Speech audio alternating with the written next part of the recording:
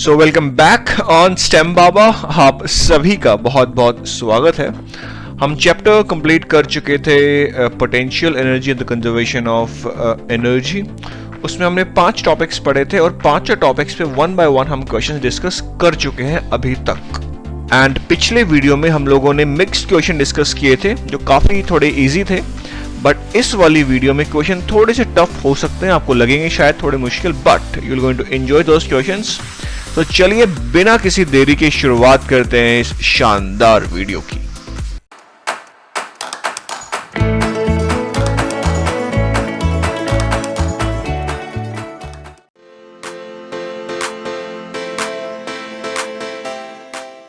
सो ये है first question and यहाँ पे कह रहे हैं a ball of mass m is attach to a string of length l। So ये स्ट्रिंग है हमारे पास, इसकी लेंथ है l एंड ये बॉल है, ये इसका मास हमें दे रखा है m।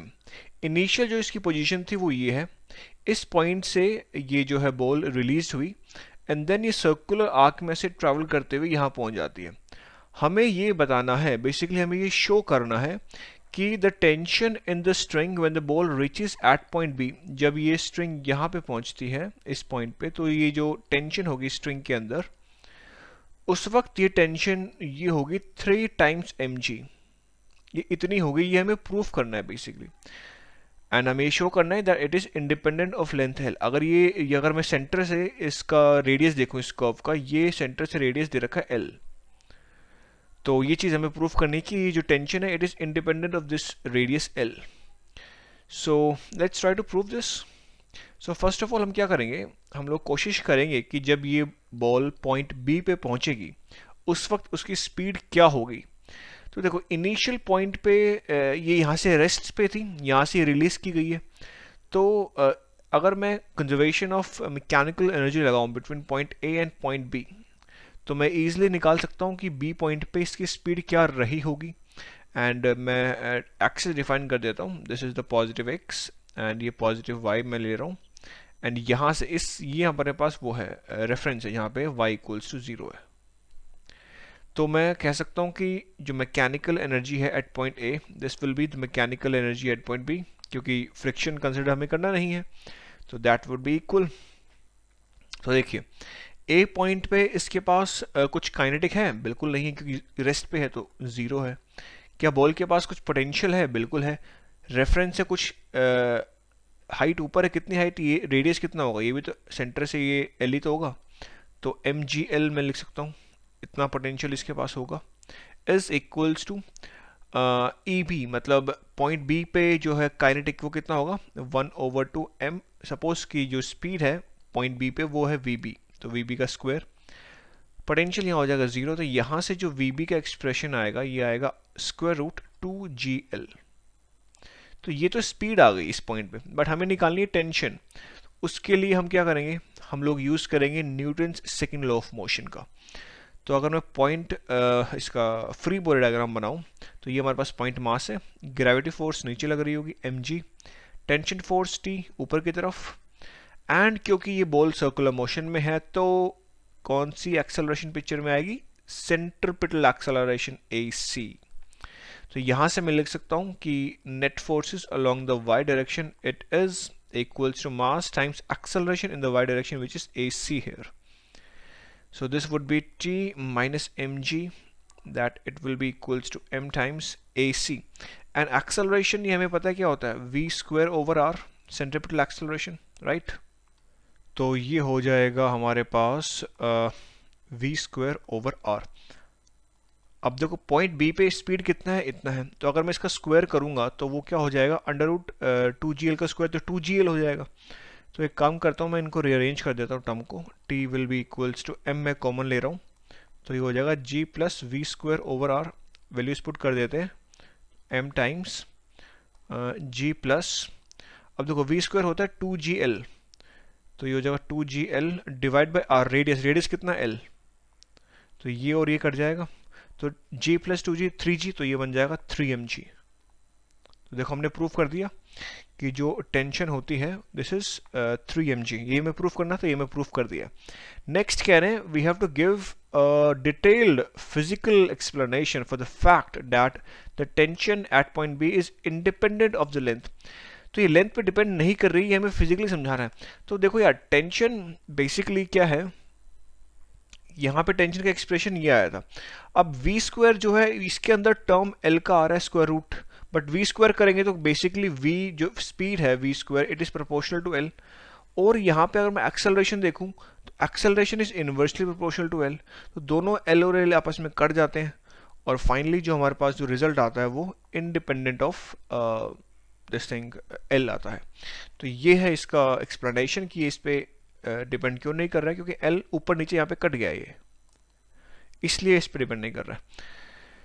तो आई होप कि आपको समझ में आया होगा। अब मूव ऑन करते हैं नेक्स्ट क्वेश्चन पे। सो ये है नेक्स्ट क्वेश्चन एंड यहाँ पे कह रहे हैं कि an ice cube is place on the top of a spherical ball of radius R. तो ये बॉल है, इसके टॉप मोस्ट पॉइंट पे यहाँ पे हमने एक आइस बॉल रखा एंड जो रेडियस है इस बॉल का वो हमें दे रखा है आर। हमें ये बताना है कि जब ये बॉल नीचे, जब हम इसको रेस्ट से मूव करवाएंगे तो ये बॉल पे कुछ ऐसे ट्रेवल करेगा, तो किसी एक पॉइंट ऐसा आएगा जिस पॉइंट पे वो बॉल के सरफेस से हट जाएगा, मतलब उस पर उसके ऊपर स्लाइड करते करते उस बॉल की जो सरफेस है उससे सेपरेट हो जाएगा, अलग हो जाएगा। वो किस पॉइंट पे अलग होगा वो हमें बताना है। तो ये थीटा, ये दिस थीटा, ये थीटा हमें निकालना है कि ये थीटा कितना होगा। और केवल हमें क्या दे रखा है, ये रेडियस आर इसका दिया हुआ है और बाकी कुछ और हमें दिया नहीं हुआ है। काफ़ी इंटरेस्टिंग क्वेश्चन है एंड काफ़ी मज़ा आएगा आपको क्वेश्चन सॉल्व करने में। पहले मैं चाहूँगा कि आप क्वेश्चन खुद से ट्राई करें and then watch the video. तो आई होप कि आपने ट्राई किया होगा। तो स्टेप बाय स्टेप मैं चलूँगा। पहले मैं आपको मैं बता देता हूँ कि मैं कौन कौन से स्टेप्स फॉलो करने वाला हूँ। सबसे पहले मैं लगाऊँ conservation of mechanical energy and then will going to use the Newton's second law of motion to find theta. तो ये दो स्टेप में ये क्वेश्चन सॉल्व होगा। तो फर्स्ट स्टेप में देखते हैं। तो let this point be A and let this point be B.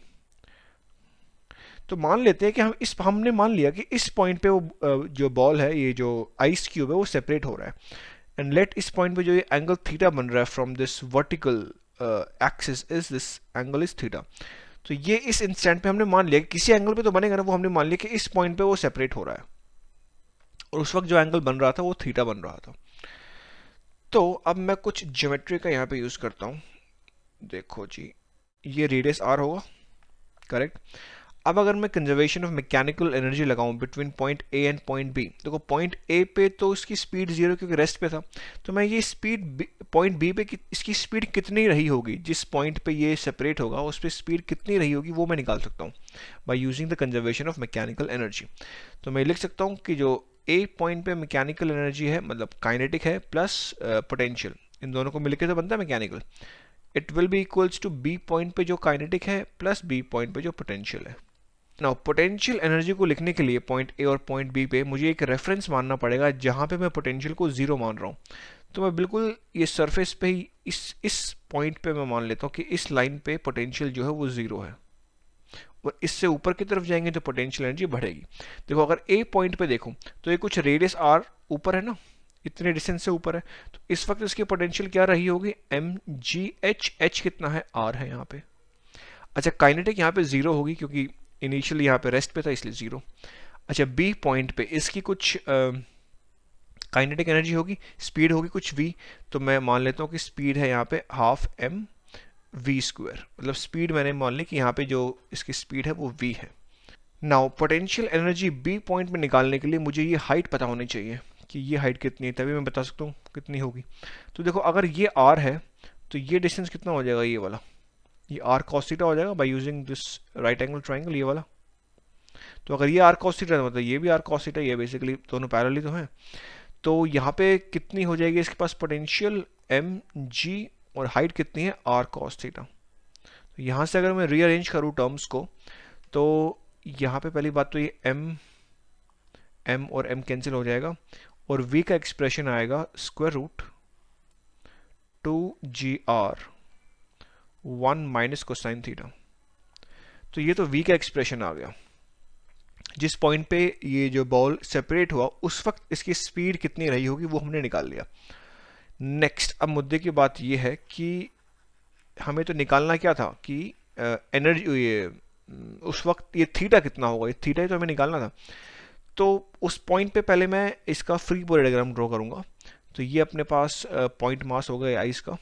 Gravity force नीचे की तरफ डाउन एक्ट कर रही होगी mg। Normal force perpendicular to the surface n।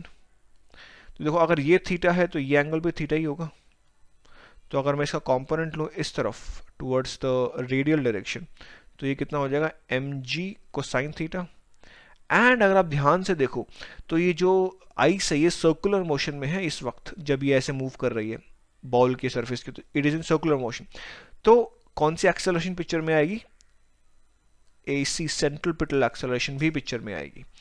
तो मैं ये लिख सकता हूँ कि by using the Newton second law of motion कि जो नेट फोर्सेस है along the radial direction that would be equals to mass times acceleration along the radial direction. And हम जो है ये वाले डायरेक्शन पॉजिटिव ले रहे हैं और ये वाले डायरेक्शन पॉजिटिव ले रहे हैं। तो ये वाला डायरेक्शन, इधर वाली डायरेक्शन नेगेटिव हो जाएगी, तो इधर जो भी फोर्सेस है उसको हम नेगेटिव लेंगे। तो नेट फोर्सेस कितना हो जाएगा minus mg cosine theta plus n, it is equals to mass times acceleration. Now acceleration is towards the negative direction, so मुझे माइनस AC लिखना पड़ेगा। और ये मुझे पता है कि सेंट्रीपिटल एक्सेलरेशन एक्सप्रेशन होता है v स्क्वायर ओवर r, तो मैं डायरेक्टली लिख लेता हूँ minus v square over r। बोलो यार। अब यहाँ पे बहुत इंपॉर्टेंट पॉइंट ये आता है कि जिस पॉइंट पे बॉल सेपरेट होगा उस पॉइंट पे जो नॉर्मल फोर्स इस पे लग रही होगी वो जीरो हो जाएगी। This term will go to zero. बोले ये कैसे? देखो कोई भी चीज़ सर्कुलर मोशन में है, अगर वो इससे हट रही है, जब इससे कॉन्टैक्ट इससे हट रहा है, तो उस वक्त जो ये सरफेस है वो तो कुछ इस पर नॉर्मल फोर्स नहीं लगा रहा होगा ना, वो तो जीरो हो जाएगा जिस पॉइंट पे ये सेपरेट होगा। तो हमने माना था कि इस पॉइंट पे सेपरेट हो रहा है, तो उस पॉइंट पे जो नॉर्मल फोर्स है वो जीरो हो जाएगी एंड ये नेगेटिव नेगेटिव हो जाएगा पॉजिटिव, m से m भी कटेगा। तो यहाँ से अपने पास g कोसाइन थीटा है, ये कितना हो जाएगा v स्क्वायर ओवर r। अच्छा v स्क्वायर की वैल्यू ये है, तो ये मतलब v स्क्वायर करेंगे तो कितना हो जाएगा 2gr 1 माइनस कोसाइन थीटा हो जाएगा डिवाइड बाय r। ये r और r भी कटेगा, ये g और g भी कटेगा, तो कितना बचेगा cosine theta is equals to 2 minus 2 cosine theta. 2 cosine theta को मैं लेफ्ट साइड लेके जा रहा हूँ तो हो जाएगा 3 cosine theta is equals to 2। Further यहाँ से कोसाइन थीटा कितना हो जाएगा 2 डिवाइड बाय 3 एंड यहाँ से थीटा कितना हो जाएगा कोसाइन इनवर्स 2 डिवाइड बाय 3। अब अगर आप इसको सिंप्लीफाई करोगे it's pretty simple, you can use your calculator, you will get this value to be 48.2 degrees. मतलब एग्जैक्टली इस एंगल पे जो बॉल है ये सॉरी जो आइस है वो आइस क्यूब जो है इस बाउल से सेपरेट हो जाएगा। तो यहाँ पे आपने एक चीज पता नहीं नोटिस की कि नहीं की, जो ये थीटा है, ये जो थीटा है ये g वैल्यू पे डिपेंड नहीं कर रहा है और ना ही ये मास पे डिपेंड कर रहा है। मतलब आइस जो आइस क्यूब है उसका कितना भी मास हो उस पर डिपेंड नहीं करेगा, theta will remain the same. और जी पे भी सेम ये डिपेंड नहीं करेगा क्योंकि जी भी यहाँ पे दोनों तरफ कैंसिल हो गया, तो जी पे भी डिपेंड नहीं कर रहा है। तो मतलब आप इस एक्सपेरिमेंट को आप अर्थ पे करके देखो या मून में करो, मून में जाके वहाँ जाके करो, मून पे जाके, तो वहाँ पे भी जो है थीटा सेम ही रहने वाला है। तो काफ़ी इंटरेस्टिंग क्वेश्चन है, काफ़ी कुछ सीखने को मिला होगा। अब मूव ऑन करते हैं नेक्स्ट क्वेश्चन में। सो ये है नेक्स्ट क्वेश्चन एंड यहाँ पे हमें दी हुई है फिगर।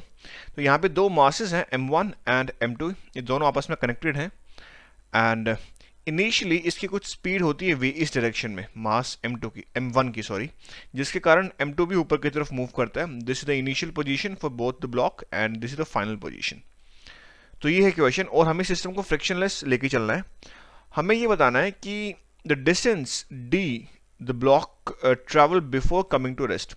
देखो जब ये ऊपर की तरफ मूव करेगा ये ब्लॉक m2, तो कुछ डिस्टेंस के आने के बाद ये रुक जाएगा। कितने डिस्टेंस पे वो रुका फ्रॉम इट्स इनिशियल पोजीशन वो हमें निकालना है। तो जितना डिस्टेंस ये ऊपर मूव हुआ उतना ही ये इधर मूव करेगा। बोलो यार। अच्छा, अगर ये चीज़ हमें सॉल्व करना है ये वाला क्वेश्चन, तो हम लोग क्या यूज़ कर सकते हैं, कंजर्वेशन ऑफ मैकेनिकल एनर्जी।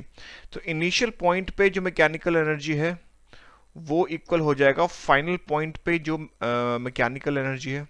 तो ये चीज़ मैं लिख सकता हूँ।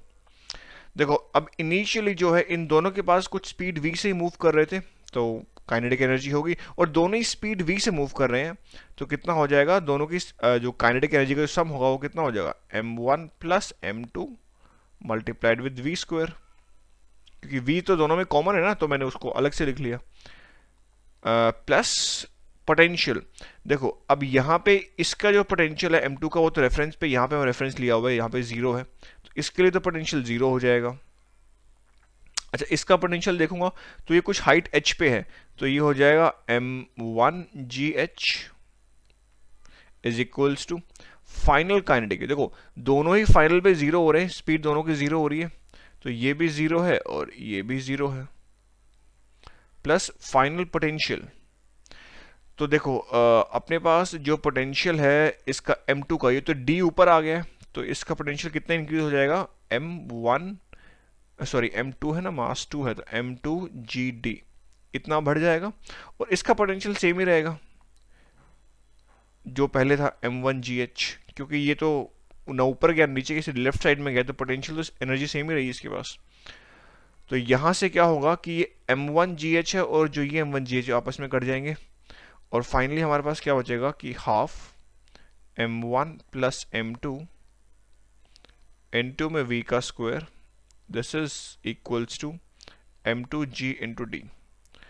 तो यहाँ से क्या मैं d का एक्सप्रेशन निकाल सकता हूँ, बिल्कुल। सो d हो जाएगा, this would B 1/2 m1 plus m2 multiplied with v square divide with, ये हो जाएगा m2 इंटू जी, और इस 2 को मैं लिख देता हूँ डिनोमिनेटर में, मल्टीप्लाई विद 2 यहाँ लिख लेता हूँ मैं, तो ये हो जाएगा एक्सप्रेशन d का। आई होप कि आपको ये वाला पार्ट समझ आया होगा। नाउ नेक्स्ट पार्ट है कि is the work done on the block 2 by the rope positive, negative और जीरो, एक्सप्लेन। देखो जो रोप ये है अपने पास, ये ब्लॉक है m2, इसके ऊपर टेंशन फोर्स जो लग रही है ऊपर डायरेक्शन में लग रही है t, और जो m2 जो मूव कर रहा है वो भी ऊपर की तरफ ही मूव कर रहा है, d ऊपर की तरफ गया है, तो दोनों के बीच में जो एंगल बन रहा है, फोर्स अप्लाइड फोर्स और ये दोनों क्या है, 0 डिग्री बन रहा है। इसका मतलब कि सेम डायरेक्शन में ना दोनों, तो मतलब जो वर्क डन होगा वो पॉजिटिव होगा। अगर मैं फॉर्मूले के हिसाब से देखूं तो W होता है F d cos theta, and theta यहाँ पे 0 है, तो ये हो जाएगा F into D which is positive. अगर ये ऑपोजिट होते तो वर्क डन नेगेटिव हो जाता। Okay, next C part, calculate the work done on the block 2 by the rope. तो वर्क कितना किया गया ये हमें निकालना है सी पार्ट में। तो देखो जो टेंशन फोर्स होती है, it is a non conservative force, तो मतलब अगर मैं केवल अपना इसको सिस्टम मानूं, केवल इतने पोर्शन को अपना सिस्टम लेके चलूं, तो यहाँ पे नॉन कंजर्वेटिव फोर्स पिक्चर में है, तो मैं ये लिख सकता हूं कि work done by non conservative force, this will be equals to the final mechanical energy for the second block minus the initial mechanical energy for the second block, correct. अब देखो जो फाइनल मैकेनिकल एनर्जी वो कितना होगा, kinetic तो zero हो गया, potential उसकी इंक्रीज हुई है, तो पोटेंशियल कितना हो जाएगा m2 into g into d minus initial mechanical. देखो इनिशियली उसकी जो पोटेंशियल था वो जीरो था, क्योंकि ये था रेफरेंस के ऊपर m2, हाँ कुछ, लेकिन इसके पास काइनेटिक थी, वो कितनी थी, हाफ m2 v स्क्वायर। तो ये वर्क किया किसने, टेंशन, क्योंकि टेंशन ही यहाँ पर है, पिक्चर में है। तो यहाँ से अगर मैं इसको सिंप्लीफाई करूँ तो मैं अपना क्या लिख सकता हूँ, m2 into g into D.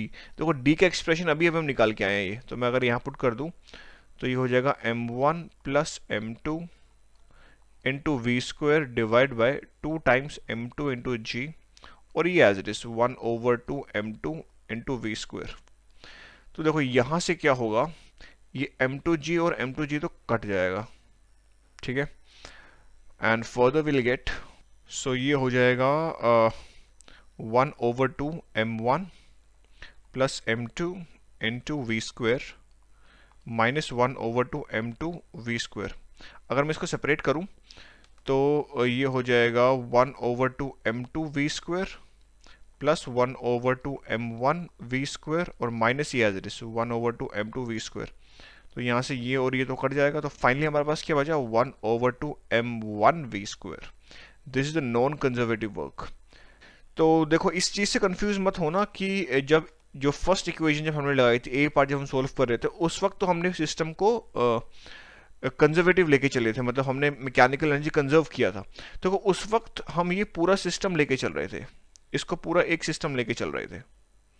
जब हम पूरा सिस्टम लेके चल रहे हैं इसको, तो यहाँ पे इंटरनल फोर्सेस हम कंसिडर नहीं करते। अब लेकिन जब हम इसको सिस्टम लेके चल रहे हैं, तो इसमें तो ये वाली जो फोर्स है वो तो एक्सटर्नल फोर्स हो गई ना, तो वो हमें कंसिडर करनी पड़ेगी, which becomes the non conservative force. तो इसीलिए सेकंड थर्ड वाले पार्ट में हमने नॉन कंजर्वेटिव फोर्स को पिक्चर में लिया, और फर्स्ट जब हम पार्ट सॉल्व कर रहे थे उस वक्त हमने ये चीज़ सॉल्व मतलब ये पूरे सिस्टम को हमने मैकेनिकल एनर्जी कंजर्वेशन के थ्रू सॉल्व किया। तो अगर कुछ डाउट है इस क्वेश्चन में, you can comment me, otherwise we can move to the next question. So ये है नेक्स्ट क्वेश्चन, काफ़ी इंटरेस्टिंग क्वेश्चन है। यहाँ पे आपको ये लूप दिख रही है, यहाँ पे हमने इस ब्लॉक को हमने छोड़ा, रिलीज किया, एंड देन हम निकालना ये चाहते हैं कि कितनी हाइट h से हम इसको रिलीज करें कि ये ब्लॉक पूरा इससे पूरा सर्कल होते हुए यहाँ से पास कर जाए, मतलब बीच में गिरे ना यहाँ पे। तो कितनी मैक्सिमम हाइट या कितनी मिनिमम हाइट पे हम इसको रखें कि ये पूरा का पूरा ट्रैवल कर जाए, बीच में गिरे ना। ये है क्वेश्चन, काफ़ी इंटरेस्टिंग क्वेश्चन है। Try to solve on your own and then you can watch the video. Okay, so I hope कि आपने ट्राई किया होगा, नहीं भी किया तो कोई बात नहीं, अभी आपको चीज़ें समझ में आ जाएंगी हो क्या रहा है इस क्वेश्चन में।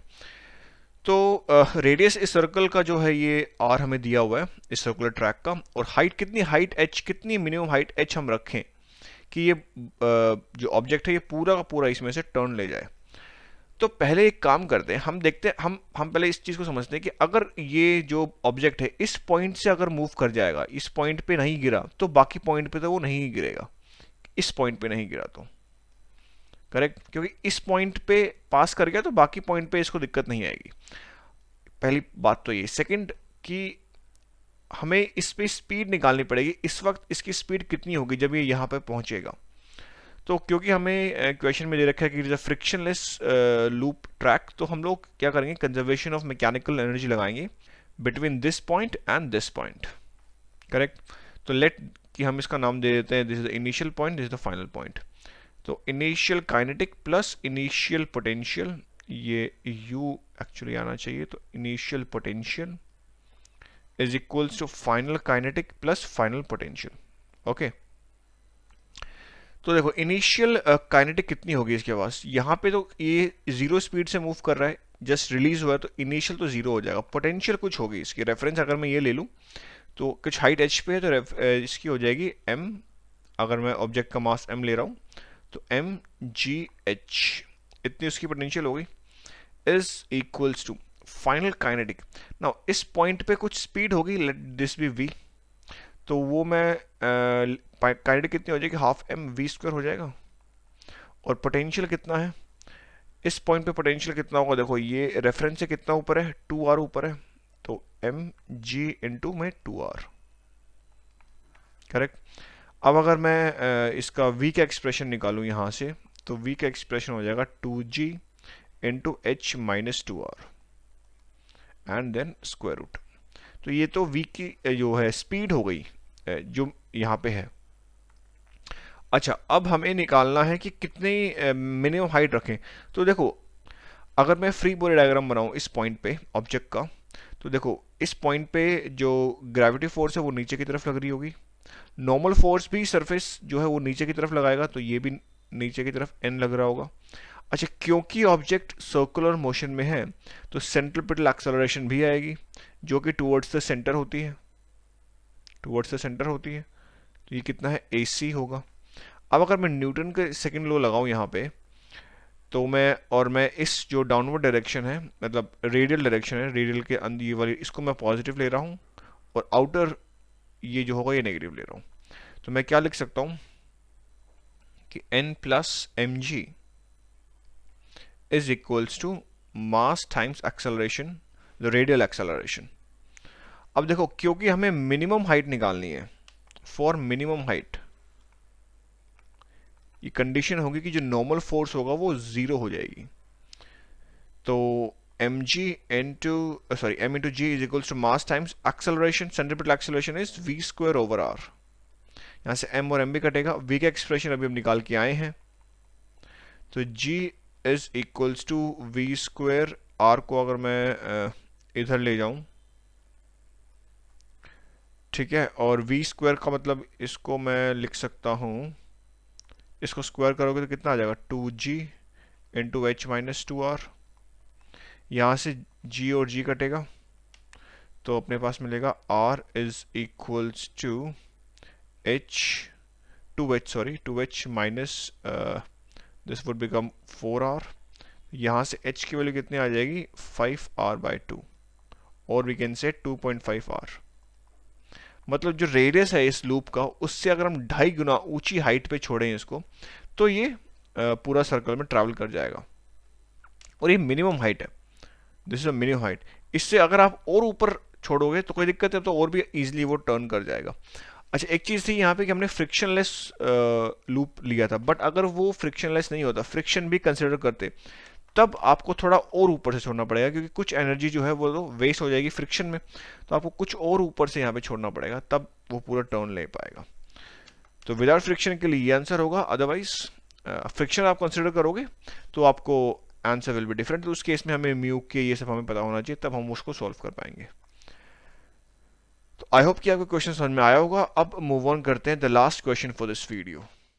So this will be the last question for this video, and यहाँ पे कह रहे हैं a 1.75 kg block, initially it is at rest, it कुछ height h पे ये rest पे है, and यहाँ से रिलीज किया गया है, and it slides down without friction up to this point। यहाँ तक कोई फ्रिक्शन नहीं है, बट यहाँ पे 10 सेंटीमीटर का डिस्टेंस में जो है ये रफ जो सरफेस है वो रफ है, मतलब यहाँ पे फ्रिक्शन हमें कंसिडर करना है, और म्यू के की वैल्यू जो यहाँ पे हमें दी गई है दिस इज 0.640, और हमारी इच्छा ये है कि हम ये हाइट h निकाल पाए अगर जो ब्लॉक की स्पीड है after crossing this patch it is 3.50 metre per second. यहां पे स्पीड इतनी हो जाती है, तो ये हाइट h कितनी रही होगी ये हमें बताना है। तो देखो यहाँ पे जो है नॉन कंजर्वेटिव फोर्सेस पिक्चर में, तो मैं ये लिख सकता हूं कि work done by non conservative forces ये क्या होता है, the final mechanical energy minus the initial mechanical energy. ये इक्वेशन हमने पढ़ी थी जब हम ये चैप्टर पढ़ रहे थे। तो ये पॉइंट हम ले लेते हैं initial, and this is the final point, correct. तो देखो इनिशियल जब है, और रेफरेंस में समझा देता हूं कि अपना ले लेते हैं, this is positive x, this is positive y। Now अब फाइनल मैकेनिकल एनर्जी हम लोग लिखने जा रहे हैं। तो इस पॉइंट पे क्योंकि ये रेफरेंस पे ही है तो पोटेंशियल तो इसके पास नहीं होगी, लेकिन कुछ काइनेटिक होगी। काइनेटिक कितनी हो जाएगी 1/2 m v फाइनल का square, and then minus initially यहाँ पे रेस्ट पे था, लेकिन इसके पास कुछ पोटेंशियल एनर्जी होगा सिस्टम के पास, तो वो कितने हो जाएगी mgh। And non conservative forces जो वर्क कर रही है यहाँ पे वो कितना है, फ्रिक्शन यहाँ पे काइनेटिक फ्रिक्शन पिक्चर में है, तो मैं लिख सकता हूं minus F k into d, and F k kinetic friction हमें पता है ये होता है mu k multiplied with N, and इस केस में एन जो होगा वो mg के बराबर हो जाएगा, so mu k times mg। तो इक्वेशन बन जाएगी minus mu k times mg times d, it is equals to 1/2 m v final का स्क्वायर माइनस mgh, करेक्ट। तो यहां से क्या मैं h का एक्सप्रेशन निकाल सकता हूं, बिल्कुल निकाल सकता हूं।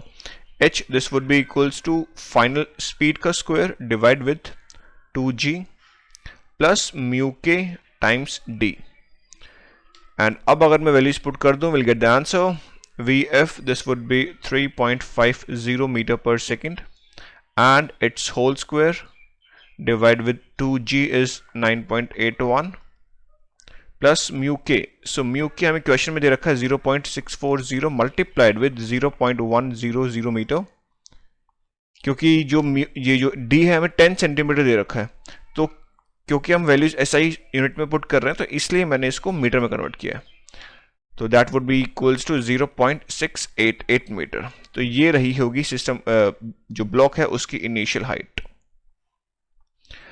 तो आई होप कि आपको चीज़ें समझ में आई होंगी।